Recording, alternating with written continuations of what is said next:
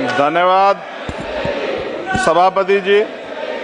मणिपुर देश का अभिन्न अंग है, वहां महिलाओं एवं बच्चों की सुरक्षा सुनिश्चित की जाए। यह केवल एक राज्य का नहीं बल्कि यह मुद्दा देश की अस्मिता और गरिमा से जुड़ा हुआ है।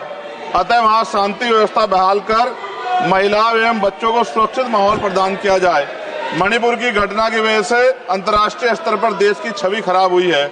मुझे ऐसा लगता है ये तभी होता है जब सरकार को कुर्सी से ज्यादा प्यार होता है और जनता के हित से कम प्यार होता है। न्यूनतम समर्थन मूल्य किसानों को मिले, बिजली के बिल माफ हो, किसानों का कर्ज माफ हो। सरकार को समझना होगा कि किसान मजबूत होगा तभी देश की अर्थव्यवस्था मजबूत होगी। खाद पर सब्सिडी बढ़ाई जाए, यूरिया नहीं मिल रहा है, खाद का वितरण पारदर्शिता लाई जाए। यदि समय रहते सरकार ने संज्ञान नहीं लिया तो वो दिन दूर नहीं कि देश में खाद्य संकट हो जाएगा। महोदय, गया में महाबोध विहार प्रकरण जो है, वहां से बुद्ध समाज में चिंता है और आक्रोश भी है। सरकार उसका हल करे, बौद्धिस्टों को उनका हक दे, जैन समाज की भावना का भी सम्मान रखे और ईसाइयों में भी हमले बंद हो और बहुजन महापुरुषों के विचारों को कार्य और पाठ्यक्रम में शामिल किया जाए। आज SC/ST पे एट्रोसिटी बढ़ रही है, जातिगत भेदभाव की वजह से बारातें रोकी जा रही हैं। अभी हाल ही की घटनाओं में कई ऐसी घटनाएं हुई हैं उत्तर प्रदेश में जहां जातिगत अपमान हुआ है। नगीना लोकसभा क्षेत्र में किसानों की मुख्य आय का साधन गन्ना उत्पादन है, लेकिन न गन्ने का मूल्य में वृद्धि हुई है और न ही मिल द्वारा समय पे भुगतान किया जा रहा है। गन्ना किसान मजबूत होगा तभी ग्रामीण अर्थव्यवस्था मजबूत होगी।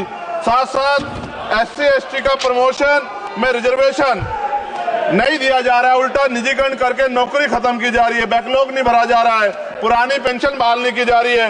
ये सब बार बार मैं इसलिए बोलता हूं कि हमारे लोगों को पता लगे कि सरकार को उनकी परेशानियों से कोई फर्क नहीं पड़ता और वो समझे सरकार उनकी कितनी तेजी है। प्रधानमंत्री आवास योजना में जो मानक में बदलाव किया जाए, उससे बहुत से पीड़ित वंचित रह जा रहे हैं। कई बार ऐसा होता है और मैंने ये देखा अपनी आंखों से, किसी ने बरसात से बचने के लिए ईंटें लगा दी हैं, उनको मानक से बाहर कर दिया जाता है। इस वजह से वो परिवार इस सुविधा का लाभ नहीं ले पा रहे। खत्म करूंगा मैं।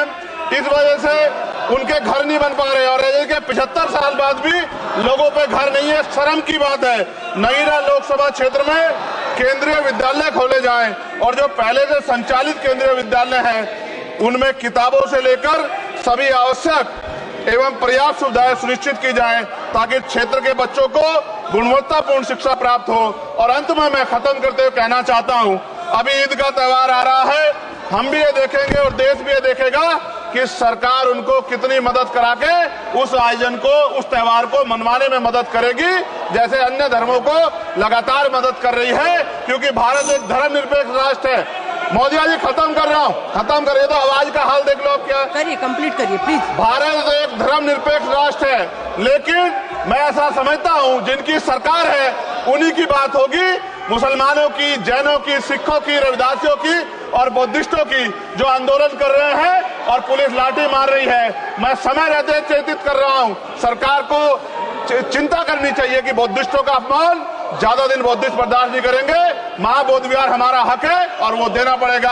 आपका बहुत बहुत धन्यवाद। जय भीम, जय भारत।